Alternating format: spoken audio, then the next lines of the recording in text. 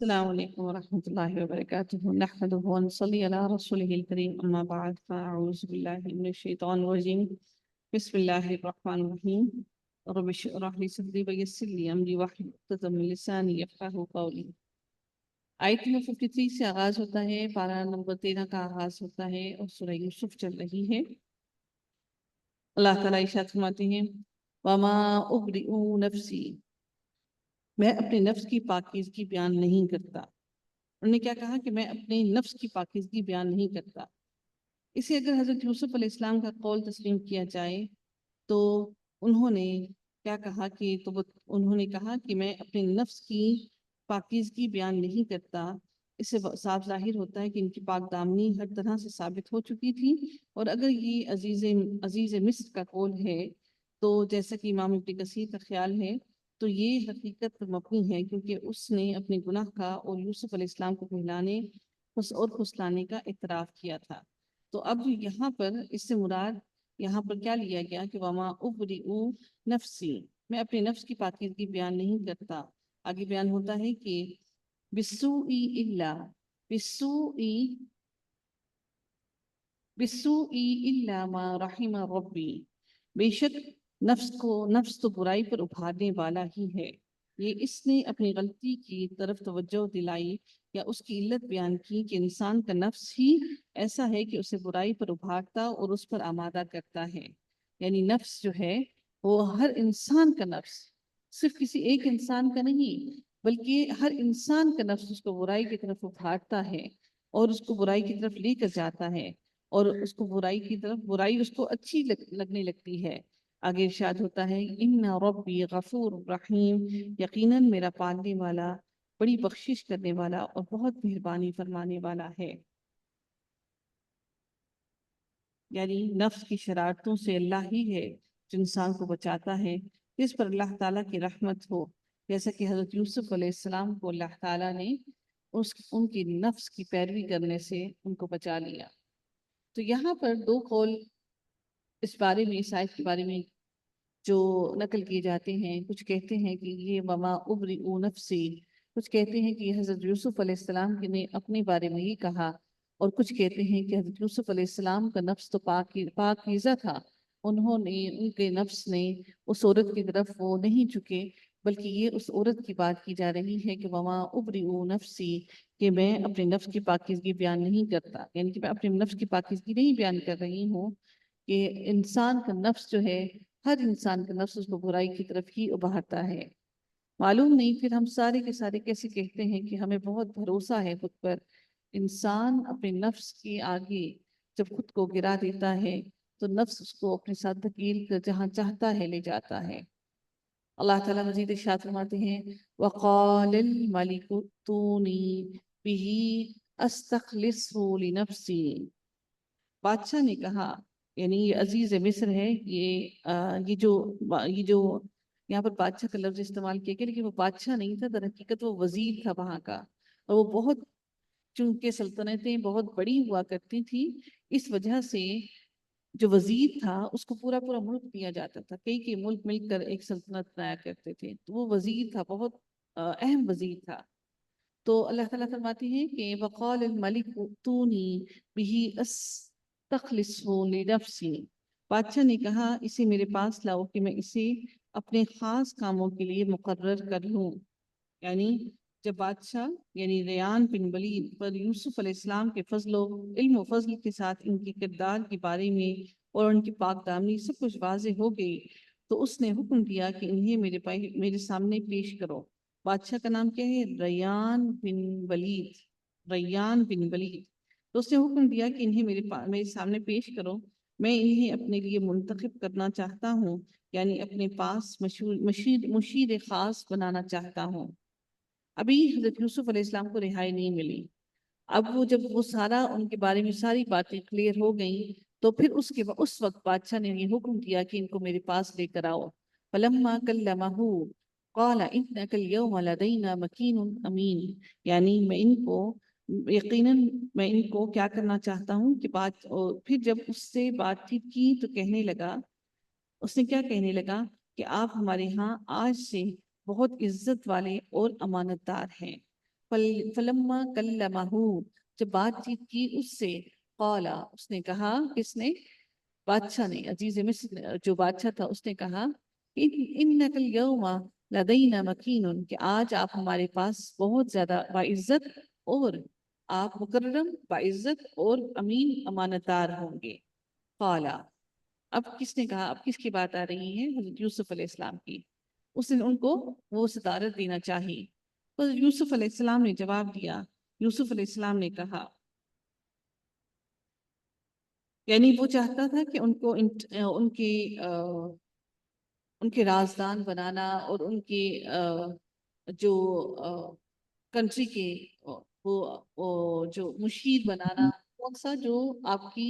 مشورے دینے والا۔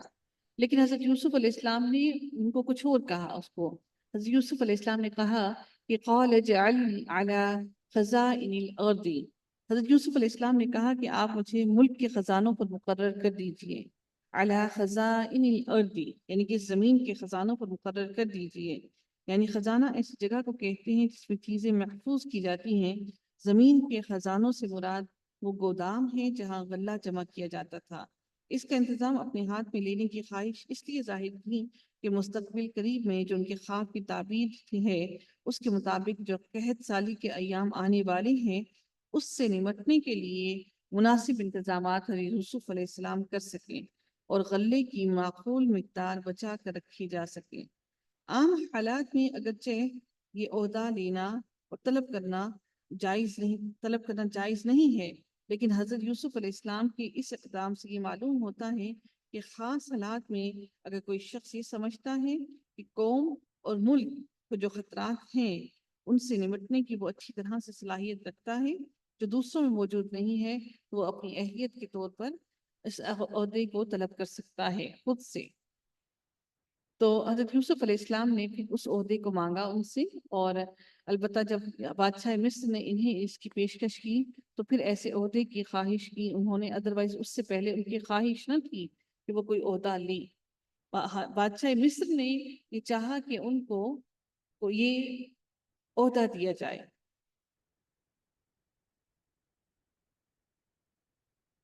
ارشاد ہوتا ہے آگے کہ میں حفاظت کرنے والا اور باخبر ہوں، کہ میں حفاظت، انی حفیظ علیم،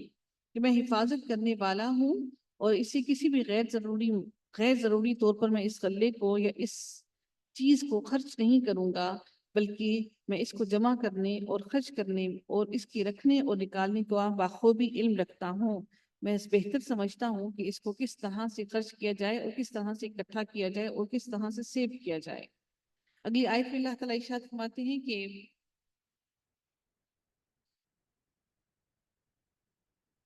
وَكَذَلِكَ مَكَّنَّا لِيُوسُفَ فِي الْأَرْضِ، اللہ تعالیٰ ارشاد فرماتے ہیں اسی طرح ہم نے یوسف علیہ السلام کو ملک کا قبضہ دے دیا کہ وہ جہاں کہیں چاہے رہے سہے،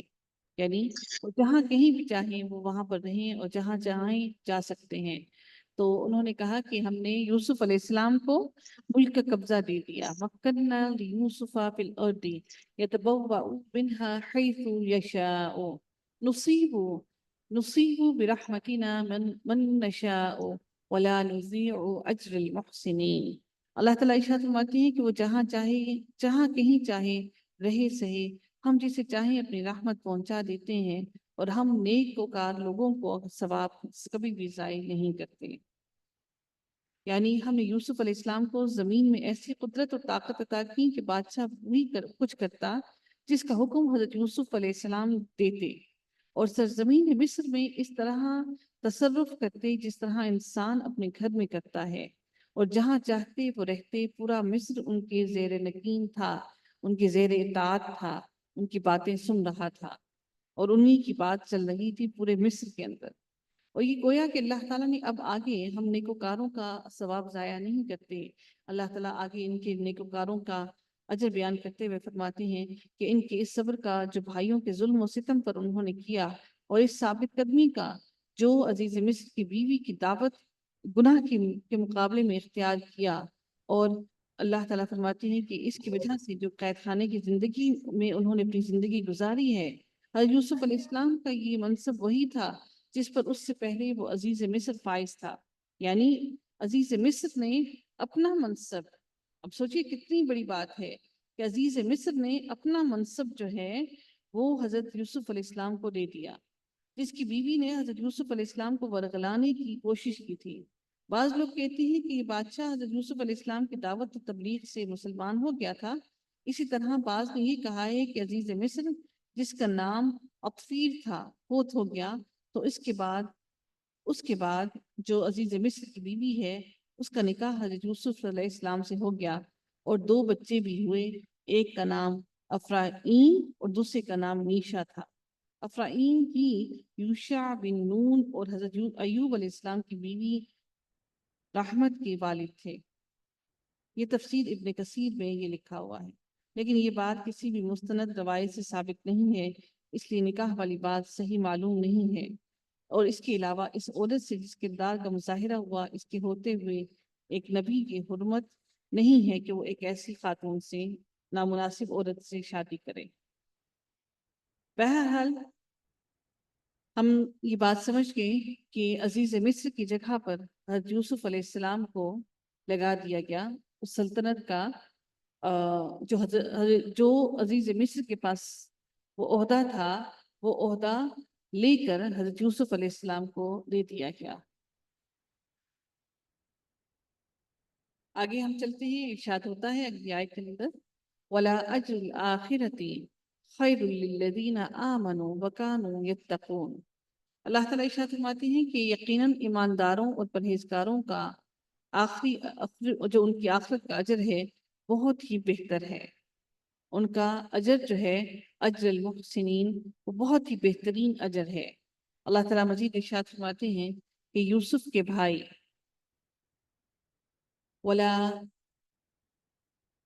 وَلَا أَجْرُ الْآخِرَةِ خَيْرٌ لِلَّذِينَ آمَنُوا وَكَانُوا يَتَّقُونَ۔ اللہ تعالیٰ اگلی آیت کے اندر ارشاد فرماتے ہیں کہ وَجَاءَ إِخْوَةُ يُوسُفَ فَدَخَلُوا عَلَيْهِ فَعَرَفَهُمْ وَهُمْ لَهُ مُنْكِرُونَ۔ اگلے رکوع کا آغاز ہوتا ہے، اللہ تعالیٰ ارشاد فرماتے ہیں کہ یوسف کے بھائی آئے اور یوسف کے پاس گئی تو اس نے انہیں پہچان لیا اور انہوں نے ان کو نہیں پہچانا۔ فَعَرَفَهُمْ، تو حضرت یوسف علیہ السلام نے ان کو پہچان لیا، فَعَرَفَهُمْ، لیکن وَهُمْ لَهُ مُنْكِرُونَ، لیکن وہ ان کو پہچان نہ سکے۔ وَلَمَّا جَهَّزَهُمْ بِجَهَازِهِمْ قَالَ ائْتُونِي بِأَخٍ لَكُمْ مِنْ أَبِيكُمْ۔ یوسف علیہ السلام کے بھائی جب وہ آئے تو انہوں نے حضرت یوسف علیہ السلام نے ان کو کیا کیا کہ اس وقت کا واقعہ ہے جب خوشحالی کے 7 سال گزرنے کے بعد قحط سال شروع ہو چکا تھا، جس نے ملک مصر کے تمام علاقوں اور شہروں کو اپنی لپیٹ میں لے لیا، حتیٰ کہ کنعان تک بھی اس کے اثرات پہنچے، جہاں حضرت یعقوب علیہ السلام اور حضرت یوسف علیہ السلام کے بھائی رہتے تھے۔ حضرت یوسف علیہ السلام نے اپنا حسن تدبیر سے اس قحط سالی سے نمٹنے کے لیے جو انتظامات کیے تھے وہ کام آئے، اور ہر طرف سے لوگ حضرت یوسف علیہ السلام کے پاس غلہ لینے کے لیے آ رہے تھے۔ حضرت یوسف علیہ السلام کی یہ شہرت جب کنعان تک بھی پہنچی کہ مصر کا بادشاہ اس طرح غلہ فروخت کر رہا ہے، تو باپ کے حکم پر، یعنی حضرت یعقوب علیہ السلام کے حکم پر، یہ برادران یوسف بھی گھر کی ساری جمع پونجی لے کر غلے کے حصول کے لیے دربار شاہی میں پہنچ گئے، جہاں پر حضرت یوسف علیہ السلام موجود تھے وہاں پر وہ پہنچے، جنہیں یہ بھائی تو نہ پہچان سکے لیکن یوسف علیہ السلام نے اپنے بھائیوں کو فوراً پہچان لیا۔ آگے ارشاد ہوتا ہے کہ جب انہیں ان کا اسباب مہیا کر دیا تو کہا کہ تم میرے پاس اپنے اس بھائی کو بھی لانا جو تمہارے باپ سے ہے، کیا تم نے نہیں دیکھا کہ میں پورا ناپ کر دیتا ہوں اور میں ہوں بھی بہترین میزبانی کرنے والوں میں سے۔ یعنی میں ایسا نہیں ہے کہ اپنے ناپ تول میں کمی کر کے نہیں دیتا، بلکہ میں جو غلہ دیتا ہوں وہ پورا دیتا ہوں۔ تو انہوں نے کہا کہ اب اپنے باپ کی طرف سے جو تمہارا بھائی ہے بھی اخل لکم من ابیکم، جو اپنے باپ کی طرف سے تمہارا بھائی ہے اس کو اپنے ساتھ اگلی مرتبہ لے کر آنا۔ حضرت یوسف علیہ السلام نے انجان بن کر جب اپنے بھائیوں سے باتیں پوچھیں تو انہوں نے جہاں اور سب کچھ بتایا، یہ بھی بتا دیا کہ ہم 10 بھائی اس وقت یہاں موجود ہیں، لیکن ہمارے 2 اللاتی بھائی، اللاتی بھائی یعنی دوسری ماں سے جو بھائی ہیں ہمارے اور بھی ہیں، ان میں سے ایک تو جنگل میں ہلاک ہو گیا اور اس کے دوسرے بھائی کو والد نے اپنی تسلی کے لیے اپنے پاس رکھا ہے، اسے ہمارے ساتھ نہیں بھیجا۔ اس بات پر حضرت یوسف علیہ السلام نے کہا کہ آئندہ اسے بھی اپنے ساتھ لے کر آنا، دیکھتے نہیں کہ میں ناپ بھی پورا دیتا ہوں اور مہمان نوازی اور خاطر مدارات بھی خوب کرتا ہوں۔ ہر ایک کو پورا پورا بھر کر غلے کا اونٹ دیا گیا۔ تو آگے ارشاد ہوتا ہے اگلی آیت کے اندر کہ فَإِن لَمْ تَأْتُونِي بِهِ فَلَا قِيلَ لَكُمْ، بس اگر تم اسے لے کر میرے پاس نہ آئے تو میری طرف سے تمہیں کوئی ناپ بھی نہ ملے گا، بلکہ تم میرے قریب بھی نہ بھٹکنا۔ یعنی یہ ان کو تنبیہ کی جا رہی ہے، یہ دھمکی دی جا رہی ہے ایک طرح سے کہ اگر 11ویں بھائی کو ساتھ نہ لائے تو نہ تمہیں غلہ ملے گا اور نہ میری طرف سے اس خاطر میں دارات کا اہتمام کیا جائے گا۔ اب تو ان کو یہ فکر لاحق ہو گئی کہ ہماری خاطر میں دارت بھی نہیں ہوگی، عندی ولا تقربون، تم میرے پاس بھی نہ آنا، ولا تقربونی، اور میرے نزدیک بھی قریب بھی مت آنا، تم یہاں پر مت آنا بلکہ میرے قریب بھی نہ آنا۔ اگلی آیت میں ارشاد ہوتا ہے قالوا سنراود عنہ اباہ وانا لفاعلون، تو انہوں نے آگے سے کیا جواب دیا حضرت یوسف علیہ السلام کے بھائیوں نے، انہوں نے کہا اچھا ہم اس کے باپ کو اس کے بارے میں خوب بہلائیں پھسلائیں گے، ہم کوشش کریں گے، سنراود بہلائیں پھسلائیں گے کہ اور پوری کوشش کریں گے، اباہ وانا لفاعلون، ہم پوری کوشش کریں گے کہ ہم اپنے بھائی کو ساتھ لے کر آئیں، یعنی اپنے بھائی کو اپنے باپ کو پوری کوشش کریں گے، ہمیں امید ہے کہ ہم یہ کام کرنے میں پوری طرح سے کامیاب ہو جائیں گے۔ وقال لفتيانه جعلوا بضاعتهم في رحالهم لعلهم يعرفونها إذا انقلبوا إلى أهلهم لعلهم يرجعون۔ ارشاد باری تعالیٰ ہوتا ہے کہ اپنے خدمت گزاروں سے، اپنے غلاموں سے، اپنے خدمت گزاروں سے حضرت یوسف علیہ السلام نے کہا اجعلوا، انہوں نے کیا کہا؟ انہوں نے کہا کہ ان کی پونجی انہی کی بوریوں میں رکھ دو، بضاعتہم، ان کی پونجی جو وہ اپنے ساتھ لے کر آئے ہیں، فی رحالہم، ان کی بوریوں کی، لعلہم یعرفونہا، تاکہ جب وہ واپس پلٹ کر جائیں اور اپنا غلہ دیکھیں تو وہ اپنے غلے کو دیکھنے کے بعد اپنی بوریاں جب کھولیں گے تو وہ دیکھیں گے کہ ان کی پونجیاں، جمع پونجی وہ جو اپنے ساتھ لے کر گئے تھے یہ غلہ خریدنے کے لیے، وہ ساری کی ساری اس میں موجود ہے، کہ جب لوٹ کر یہ اپنے اہل و عیال میں جائیں اور پونجیوں کو پہچان لیں تو بہت ممکن ہے کہ یہ پھر لوٹ کر آئیں، اِلَىٰ أَهْلِهِمْ لَعَلَّهُمْ يَرْجِعُونَ، بہت ممکن ہے کہ یہ وہ پونجی جو غلہ خریدنے کے لیے لائے ہیں یہ پونجی دیکھ کر واپس لوٹ آئیں۔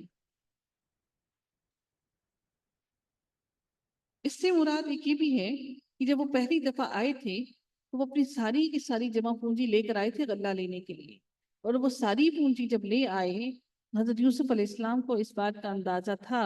کہ وہ اپنی ساری جمع پونجی لے آئے ہیں تو اگر وہ دوسری دفعہ غلہ لینے آئیں گے تو ان کے پاس کچھ ہوگا نہیں،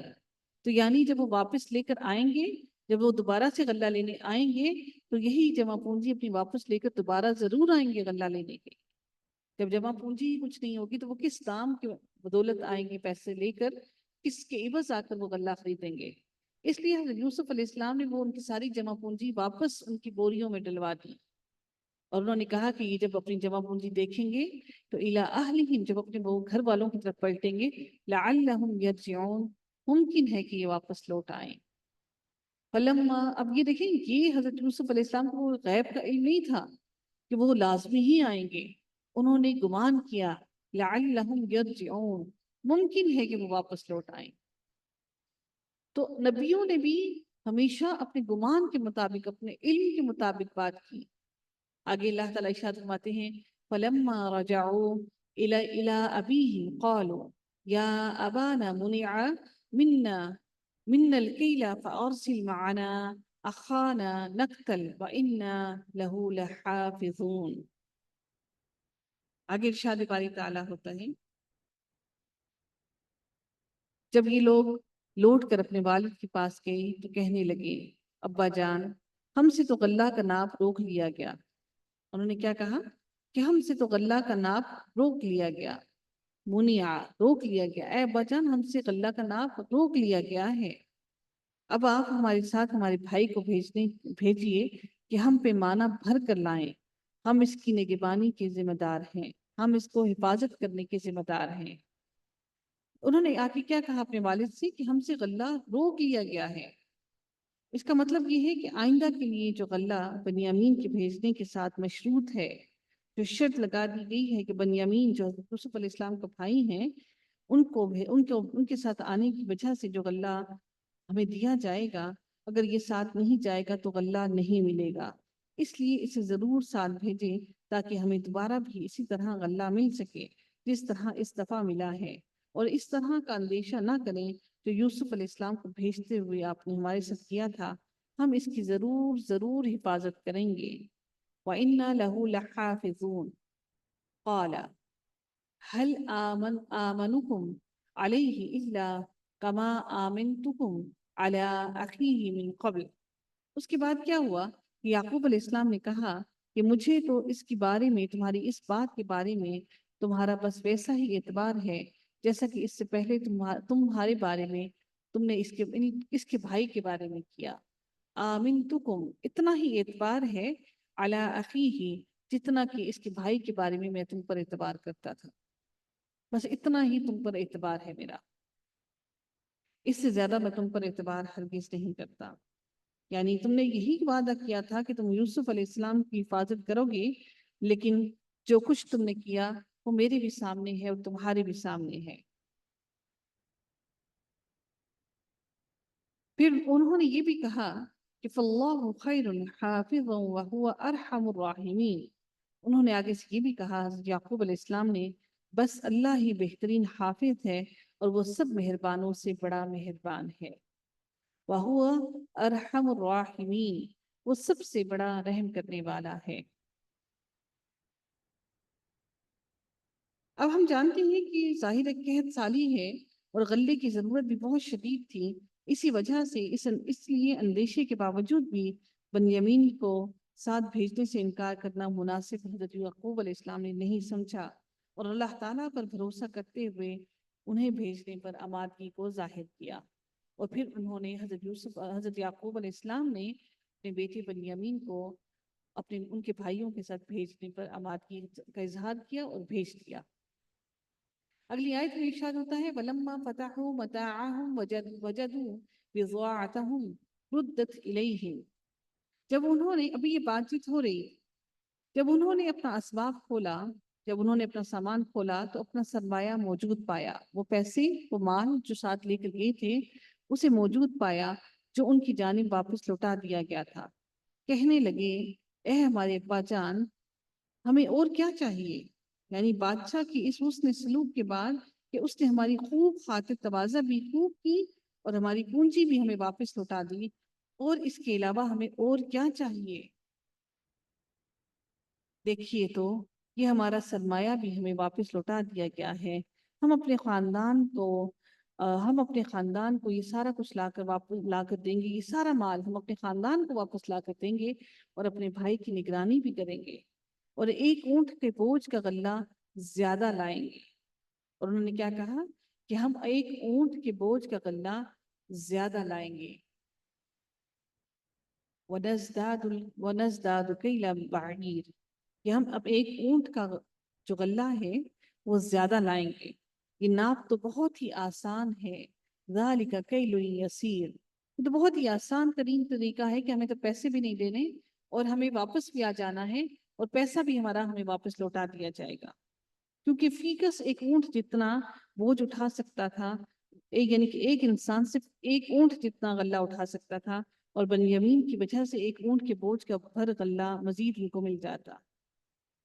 اس لیے انہوں نے چاہا کہ ہم اپنے بھائی کو بھی ساتھ لے کر جائیں۔ اگلی آیت میں ارشاد ہوتا ہے قَالَ لَنْ أُرْسِلَهُ مَعَكُمْ حَتَّى تُؤْتُونَ مَوْثِقًا مِّنَ اللَّهِ۔ اور یعقوب علیہ السلام نے کہا کہ میں تو اسے ہرگز تمہارے ساتھ نہ بھیجوں گا جب تک کہ تم اللہ تعالیٰ کو ہمارے درمیان میں نہ لے آؤ، یعنی اللہ تعالیٰ کی قسم اٹھا کر اللہ تعالیٰ کے نام کا تم اس سے وعدہ نہ کرو۔ لا تأتننی بہ الا اور انہوں نے مزید کیا کہا کہ جب تک تم اللہ کو بیچ میں رکھ کر مجھے قول و قرار نہ دو کہ تم اسے میرے پاس واپس لے کر آؤ گے، لا تأتننی بہ الا ان یحاط بکم، مگر سوائے اس ایک صورت کے کہ تم سب گرفتار کر لیے جاؤ۔ انہوں نے یہ نہیں کہا کہ صرف ایک میرا بیٹا گرفتار ہو، بلکہ انہوں نے کہا کہ تم سب کے سب گرفتار کر لیے جاؤ،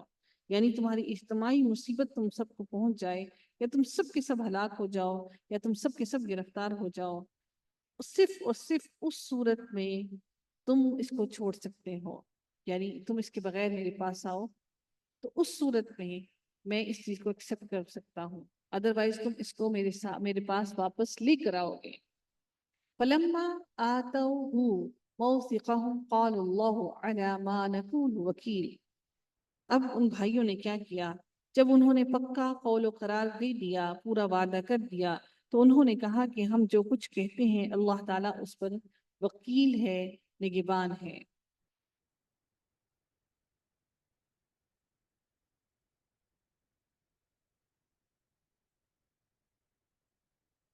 وقال یا بنی لا تدخلوا من باب واحد۔ اب حضرت یعقوب علیہ السلام نے کہ 11 بیٹے اب گھر سے نکلے، اب نظر کی بات کی جا رہی ہے۔ یعقوب علیہ السلام نے اپنے بیٹوں سے کہا، اے میرے بچوں، تم سب ایک دروازے سے نہ جانا، بلکہ الگ الگ جدا جدا دروازوں میں سے داخل ہونا۔ جب بنیامین سمیت 11 بھائی مصر جانے لگے تو یہ ہدایت دی، کیونکہ ایک ہی باپ کے 11 بیٹے جو قد و قامت اور شکل و صورت میں بھی ایک جیسے ملتے جلتے تھے، جب اکٹھے ایک ہی جگہ یا ایک ساتھ کہیں سے گزریں تو عموماً انہیں لوگ تعجب یا حسد کی نظر سے دیکھتے ہیں، اور یہی چیز نظر لگنے کا باعث بنتی ہے۔ تاہم کیا ہوا کہ انہیں نظر بد سے بچانے کے لیے بطور تدبیر یہ حکم دیا، نظر کا لگ جانا برحق ہے۔ یاد رکھیے، ہم سمجھتے ہیں کہ ایسا نہیں ہے، اگر ایسا نہ ہوتا تو حضرت یعقوب علیہ السلام اپنے بیٹوں کو یہ تنبیہ نہ کرتے کہ الگ الگ دروازوں سے جانا،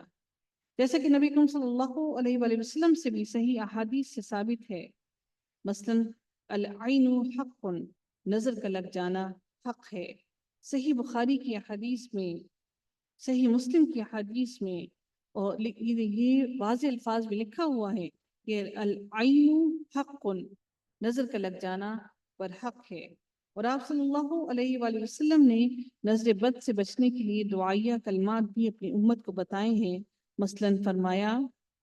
کیا فرمایا کہ جب تمہیں کوئی چیز اچھی لگے تو بارک اللہ کہو،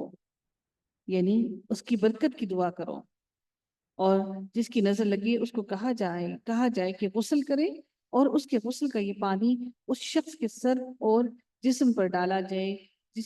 جس کو نظر لگی ہو۔ اور اسی طرح سے یہ بھی کہا کیا ہے کہ ما شاء اللہ لا قوت الا باللہ، پڑھنا قرآن سے ثابت ہے سورہ کہف میں۔ اور معوذتین جو ہے اس کا بھی حکم دیا گیا ہے کہ معوذتین پڑھ کر دم کیا جائے۔ تو ہمیں سمجھ لینا چاہیے کہ نظر برحق ہے، ہر چیز پر نظر لگتی ہے، وہ آپ کے علم پر، آپ کے عمل پر بھی نظر لگتی ہے، آپ کے اچھے اعمال پر بھی نظر لگ جاتی ہے۔ تو ہمیں اس نظر کو اتارنے کا اہتمام کرتے رہنا چاہیے۔ اس کا مطلب ہرگز یہ نہیں ہے کہ سر کے اوپر سے سرخ مرچیں پھیر کر اس کو آگ لگائی جائے اور چینی پھیر کر اس کو آگ لگائی جائے، بلکہ جو نبی کریم صلی اللہ علیہ وآلہ وسلم نے جو طریقے بتائے ہیں ان طریقوں پر عمل کیا جائے۔ اس لیے ہمیشہ دعا کی جائے، جب بھی کوئی اچھی چیز ملے ہمیشہ اس کے لیے اس کی برکت کی دعا کی جائے۔ ہم سمجھتے ہیں کہ اگر ہم نے ایسے الفاظ کے لیے تو لوگ پتہ نہیں کیا محسوس کریں گے، وہ کہیں گے کہ پتہ نہیں زیادہ مولوی بن گیا ہے، لیکن یہ اس انسان کے لیے بہتر ہے، اس انسان کو نظر سے بچا لیتا ہے، نظر سے محفوظ کر لیتا ہے۔ بہرحال آگے ارشاد ہوتا ہے کہ حضرت یعقوب علیہ السلام نے مزید کیا ارشاد فرمایا، انہوں نے کہا وما اغنی عنکم من اللہ من شیء، انہوں نے کہا کہ میں اللہ تعالیٰ کی طرف سے آنے والی کسی بھی چیز کو تم سے ٹال نہیں سکتا، حکم صرف اللہ تعالیٰ ہی کا چلتا ہے، میرا مکمل بھروسہ اسی پر ہے، اور ہر ایک بھروسہ کرنے والوں کو اسی رب کائنات پر ہی بھروسہ کرنا چاہیے۔ ان الحکم الا للہ، علیہ توکلت، میں اللہ پر ہی توکل کرتا ہوں، وعلیہ فلیتوکل المتوکلون، اور ہر توکل کرنے والے کو اللہ پر ہی توکل کرنا چاہیے. یعنی تقدیر الہی کے آگے ہر کوئی عاجز ہے. آگے ارشاد ہوتا ہے وَلَمَّا دَخَلُوا مِنْ حَيْثُ أَمَرَهُمْ أَبُوهُمْ، جب وہ انہی راستوں سے جن کا حکم ان کے والد نے انہیں دیا تھا گئے، کچھ نہ تھا کہ اللہ نے جو بات مقرر کر دی ہے وہ اس سے انہیں ذرا بھی بچا لے. مَا كَانَ يُغْنِي عَنْهُم مِّنَ اللَّهِ مِنْ شَيْءٍ، کہ وہ کچھ بھی ان کو بچا لے. یعنی اس تدبیر سے اللہ کی تقدیر کو ٹالا نہیں جا سکتا. یاد رکھیے کہ اگر اللہ تعالیٰ نے کچھ کرنے کا فیصلہ کر لیا، ما کان یغنی عنہ من اللہ من شیء، کہ اگر اللہ نے ان کی تقدیر میں کچھ لکھ دیا تو یہ تدبیر ان کی کچھ کام نہ آتی. اللہ تعالیٰ کی جو مشیت ہے وہ ان کی تدبیروں کے آگے عاجز ہو جاتی. یہ صرف اور صرف ایک تدبیر تھی جو ان کے والد نے اپنے بچوں کو کہا ایسے داخل ہونا تاکہ تمہیں نظر نہ لگے. مگر یعقوب علیہ السلام کے دل میں ایک خیال پیدا ہوا جسے اس نے پورا کر لیا. یہ اللہ تعالیٰ نے فرمایا کہ حضرت یعقوب علیہ السلام کے دل میں اِلَّا حَاجَةً، ایک حاجت آئی،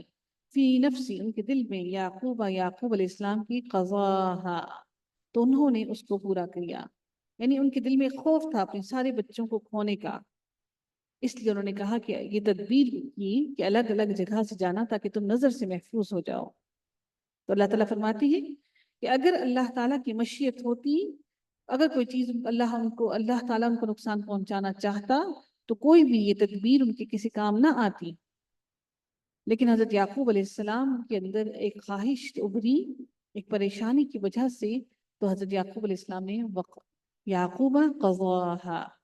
تو یعقوب علیہ السلام نے وہ پورا کیا، وہ تدبیر کی. وَإِنَّهُ لَذُو عِلْمٍ لِمَا عَلَّمْنَاهُ وَلَكِنَّ أَكْثَرَ النَّاسِ لَا يَعْلَمُونَ، بلا شبہ وہ ہمارے سکھلائے ہوئے علم کا عالم تھا لیکن اکثر لوگ نہیں جانتے. یعنی یہ تدبیر وحی الہی کی روشنی میں تھی، اور یہ عقیدہ بھی کہ احتیاطی تدبیر قدر کو نہیں بدل سکتی. یعنی کہ جو آپ کی تقدیر ہے، احتیاطی تدبیر آپ کی تقدیر کو نہیں بدل سکتی. اللہ تعالیٰ کے سکھائے ہوئے علم پر مبنی تھا، جس سے اکثر لوگ بے بہرا ہیں، اکثر لوگ جو اس علم کو نہیں جانتے. تو انسان کو چاہیے کہ اپنی احتیاطی تدابیر لازمی کرے، اس کے بعد جو اس انسان کے ساتھ جو کچھ بھی ہوتا ہے وہ مشیت الہی سمجھ کر